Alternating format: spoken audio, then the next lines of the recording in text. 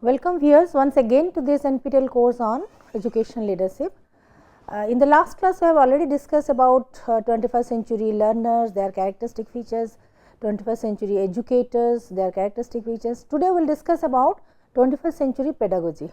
In the context of 21st century issues and challenges, and the globalizations, ICT use and open source of learning material, etc.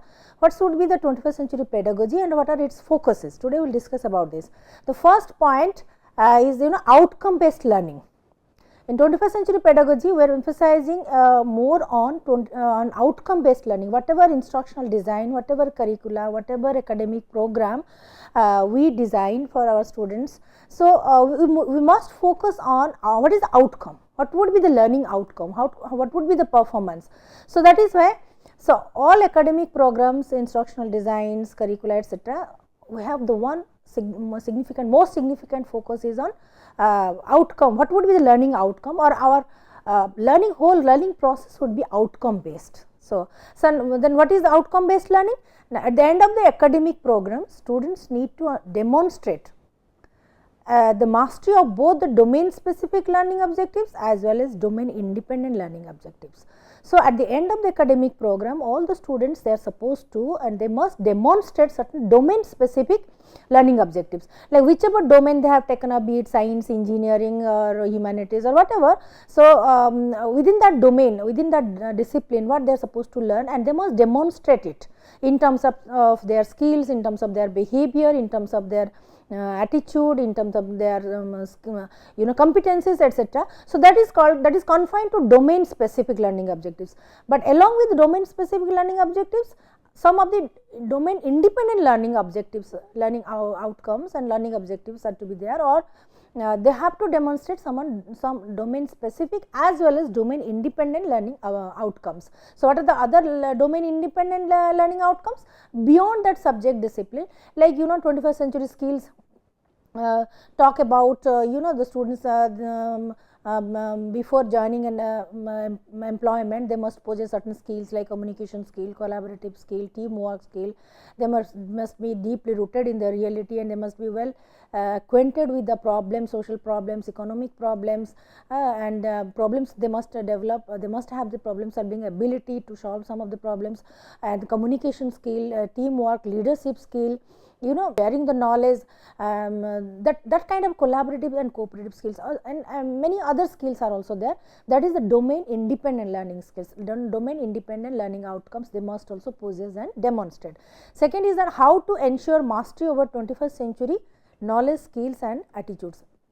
So, when we are designing an academic program or curricular or course etc. So, we are not only focusing on the domain specific learning outcomes, but beyond that, like how to again measure, how to ensure that the students after going through this program, after passing out, they not only learn the domain specific content, skills and knowledge, but they also possess and demonstrate some of the 21st century skills, attitude, then the behavior, then the leadership skills, etc. So, we have to merge, we have to blend those 21st century skills along with the domain specific learning objectives. So, we have to design the pedagogy in such a way that at the end of the course and end of the program, the students are supposed to not only acquire the knowledge, skills, aptitude of the particular subject domain, etc., but they have also developed, they have also nurtured,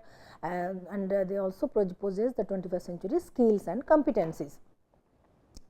So, that is why the main focus is here: teach less and learn more. The teachers are supposed to be the facilitator, the mentor, the guide, the consultant, all kinds of. So, therefore, they are supposed to teach less and learn more. So, in order to be effective facilitator, in order to be an effective mentor, guide, tutor, etc. So, we need to update our knowledge. So, we have to continuously learn throughout our life. So, teach less and learn more, and set the learning objectives before starting your program, academic program of the course, etc., set certain learning objectives, because every, like in our nowadays we are designing the courses, suppose the courses, whether it is a semester course or say quarter that means quarter semester course, whether it is a 3 credit course, 4 credit course, or that means how many hours we are going to devote for that course. So again, so depending on the length of that course, then again we divide it into the different modules, and each module having different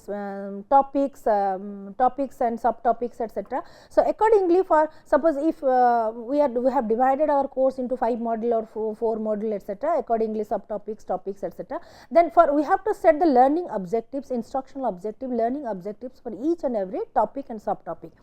So that is, I set the learning objectives beforehand from the very beginning.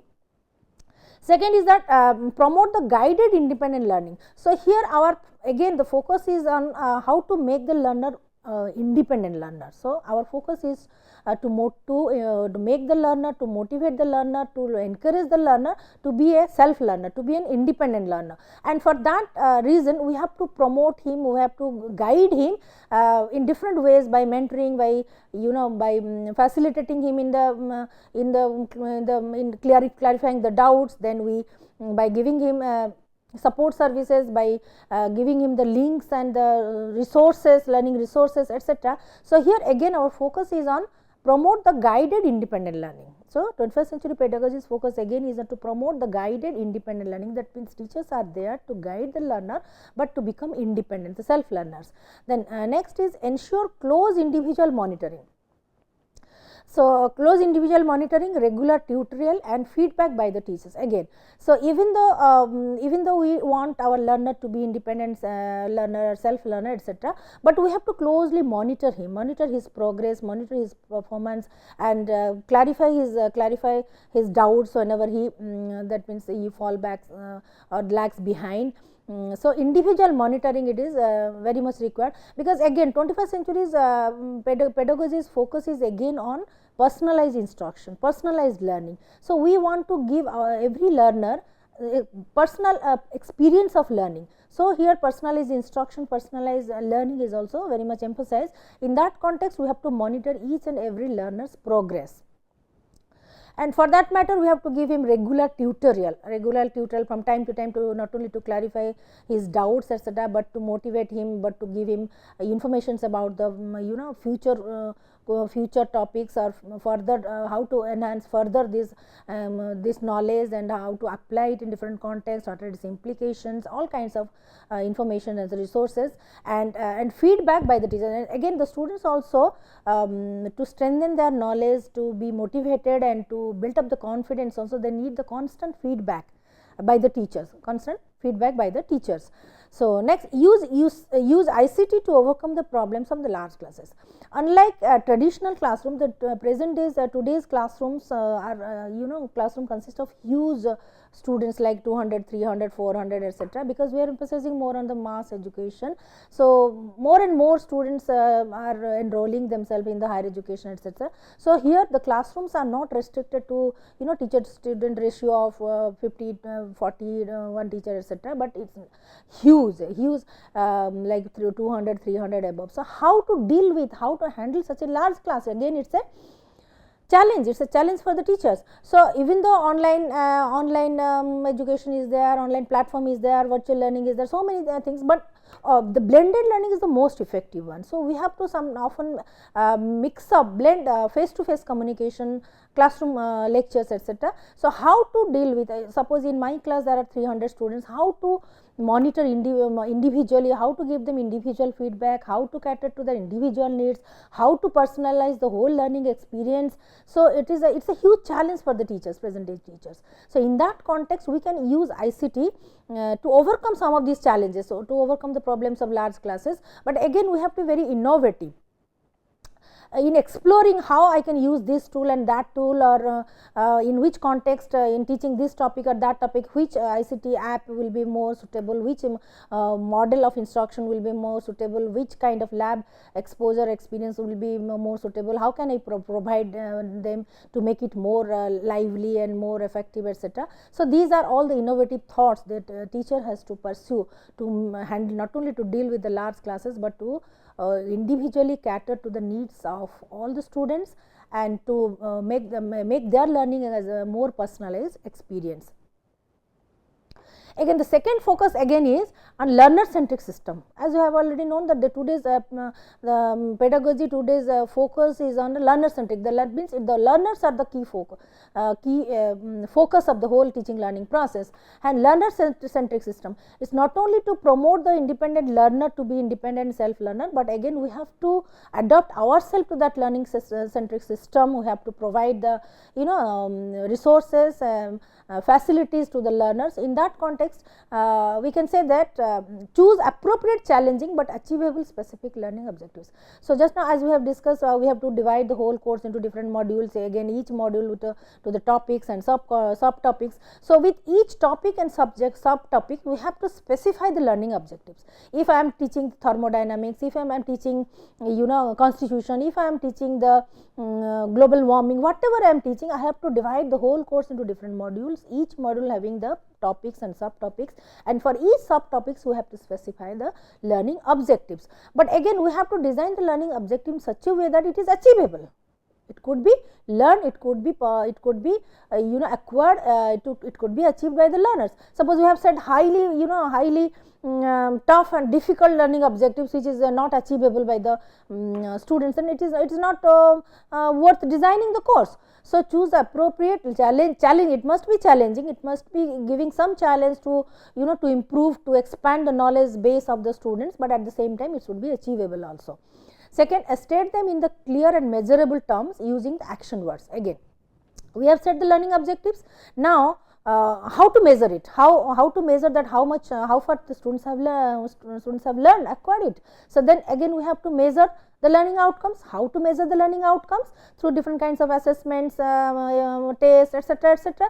So, we have to design the learning objectives, instructional objectives, and put it in a deliverable form in such a way that at the end we can measure the learning outcomes in some specific action words. Like suppose we have put the questions like you demonstrate, you design, you solve it, you calculate it, you explain it, you justify it, you create it, in such action oriented words, so that it can be properly measured, it can be properly assessed and evaluated.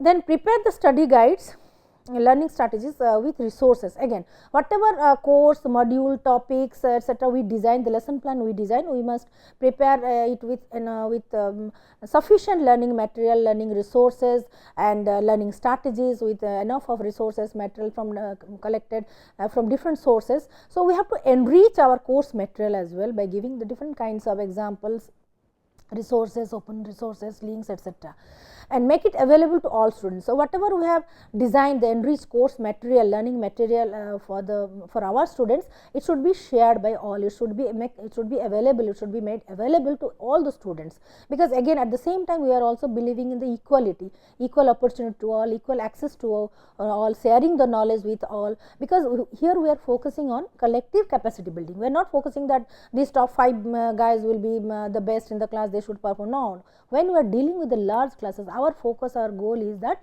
we have to enhance their abilities, knowledge, skills, everything of all my students. So, then next comes promote the use of active learning again.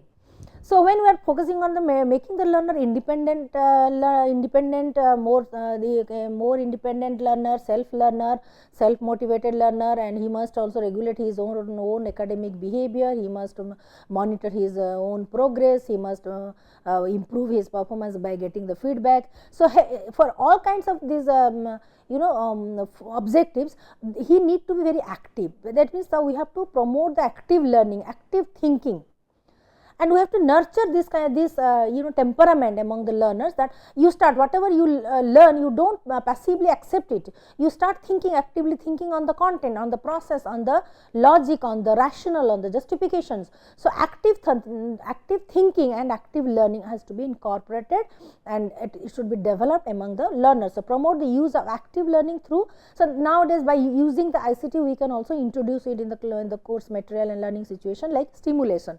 So when we are trying to solve some problems, we can simulate it by creating it artificially. So simulated learning is also more effective. Then virtual labs are there, where that means in remote areas where the students they don't have the access to the actual laboratory, physical or chemical lab, or the software engineering lab, etc. So there the virtual labs are also available, so that from the remote access itself they can also use it. So virtual lab. Similarly, different kinds of game based design learning tools are there, learning materials are there. So in the online platform, the students, they can use this game based learning tools. It's not only engage them actively and keep them motivated, sustain their motivation. So also sustain their motivation in the online platform, even though they are learning alone, doing it alone. So but also promote their knowledge and skills and experiences exposures. Then mobile also, nowadays the students are also they are innovating different kinds of apps for learning effectively the computer science, learning effectively maths, learning effectively English language, different kinds of subjects. So these kind of ICT tools we can extensively use for our for promoting our learning situation, for making it more lively, more active, and making our learner more independent and self-sufficient. Similarly, instructional modes, like the pedagogical modes, instructional modes, we can switch from the traditional mode, classroom mode, to the flipped instructional mode, where the lecture timing is very less, but more a kind of self-learning and more a kind of discussion, dialogue, conversation is there, and where all the students are actively engaged in the classroom, and all kinds of discussion, clarification of the doubt, dialogue, communication takes place, not only to engage them actively, but the learning gain is also immense and enormous. Then again, we have to promote the collaboration, communication, and problem solving. As we have already discussed, that 21st century skills also demand the learners to be very communicative, to be collaborative, to be a problem solver. So we have to promote these kind of skills and competencies among them from the very beginning. So we can give them some assignments which they can do it in group, in a team, in a group, so they can collaborate, communicate among each other. Then problem solving, so we can also assign them some realistic problems, social problems, technical problems, economic problems, etc. So and they are supposed to solve it.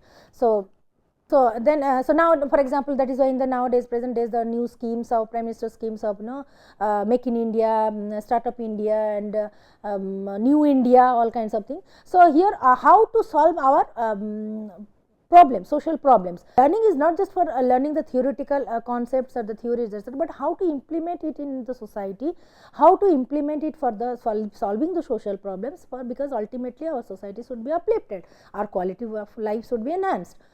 Then thereafter, monitoring the progress and giving the feedback. But again, as we have already discussed, we have to emphasize on the individual monitoring of individual students' performance, their progress, their learning outcomes, and giving the constant feedback from time to time, so that they can improve upon, they can learn, relearn, and reflect upon their own learning experience and improve a lot. So use both the formative and summative evaluation. So when we are dealing with the large classes, definitely we have to develop a mechanism through Gmails, group mails, or creating our Google Drive, or whatever kind of a platform where or a kind of forum where we can instantly give the feedback to each and every students' questions, their doubts, etc., and their progress and performance individually through ICT, through personalized tools. So here for that reason we have to use both the formative type of evaluation and summative type of evaluation. Summative formative type of evaluation, actually it focuses on the at the end of the course to evaluate the students overall performance, total performance in the course, how, and grade him, like grade him according to some percentage or the rank or grade point average or CGPA, etc., etc. That is at the end of the semester, end of the course. Whereas the formative evaluation is being regularly used to give the to monitor and give the feedback of each and every learner's progress, instant progress in each topic, in subtopic, each course, each module, etc. So, we have to very interchangeably, very you can say very often we have to mix up this formative and evaluation, formative and summative evaluation pattern, again to make it more flexible in terms of what type of question we should pose and how to pose the question in such a way that we can measure, we can assess their critical thinking, higher order cognitive ability, their creative thinking, their analytical thinking, all kinds of thinking abilities, because we are not just focusing that they are supposed to learn it and apply it only in some situation, but they have to go beyond that. So, by posing some questions, how to not only measure their understanding application analytical skills, but again how to stimulate their creative thinking, higher order cognitive processes. So, then invite the external experts and industry for better participation. Again, outside that this teacher student relationship or the dialogue or the communication or the course transaction, etc., curriculum transaction, etc., beyond that we have to go beyond that. Often we also we should also invite experts in that discipline.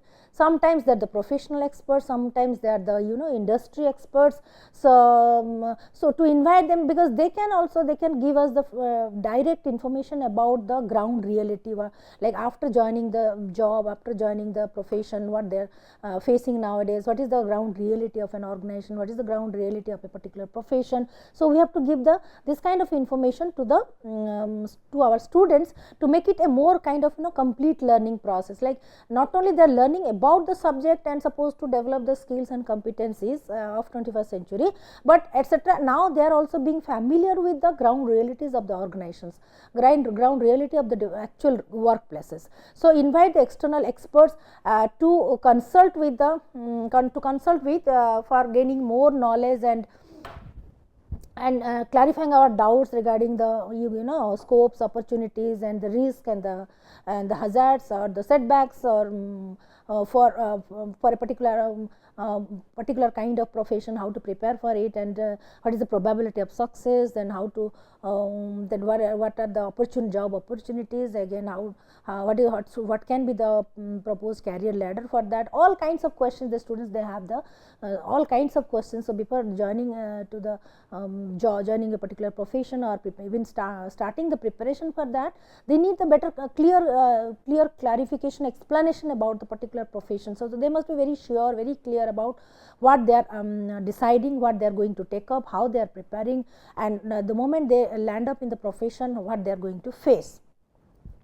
So, that is the academic industry interface must be there, and often also we also send our students for the different kinds of on the job experience through internship and internships and all kinds of. And now internship has become a mandatory part nowadays. That is to give them the exposure to the ground reality, to the actual workplace situation.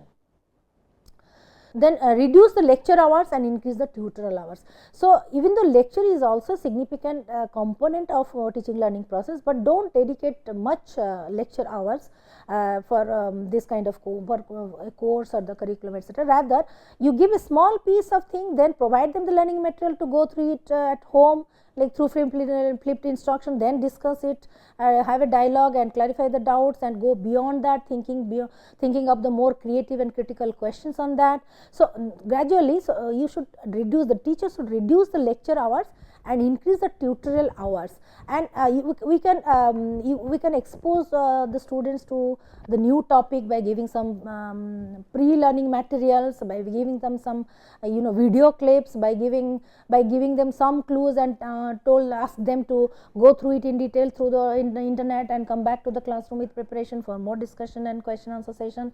So, flip teaching is nowadays has been proved to be very effective in the higher learning stages, and we are also trying to try it in the school level also. Now, again another effective method is peer tutoring. That is why we are promoting, we are advocating for group learning, collaborative learning, team learning, because in the team learning, when it's not only that the student who is very good in the subject he learns, but the students who are the weak students, so they also learn equally well, and not only they learn, but they also develop other kinds of skills, social skills, like they can build up their confidence, they can build up their communication skill, they can build up their self efficacy. So group learning, peer tutoring also, because the students, they learn better from their peers, from their friends and the classmates, because they don't have inhibition, they don't they don't have any kind of inhibition, or they don't hesitate to ask questions unlike the teachers. So in peer tutoring, you can clarify all your doubts, you can pose many questions, you can ask very critical questions, all kinds of things. So peer tutoring has nowadays become very effective method also. So flip teaching and peer tutoring are proved to be very effective nowadays with the 21st century learning and pedagogy. So we must encourage all kinds of these innovative practices in our classes, be it a science subject, be it art subject, humanities subject, whatever. So now we'll go through a YouTube video, we can see it.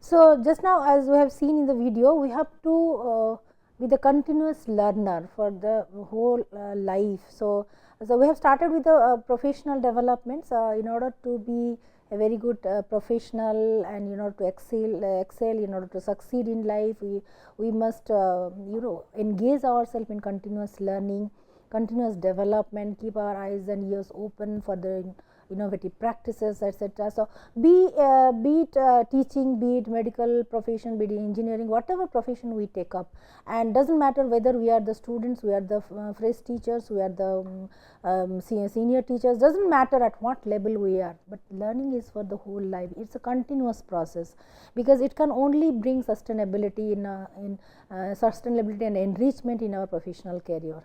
So, all of us we should be engaged in the active learning, continuous learning for our professional development. Thank you, viewers.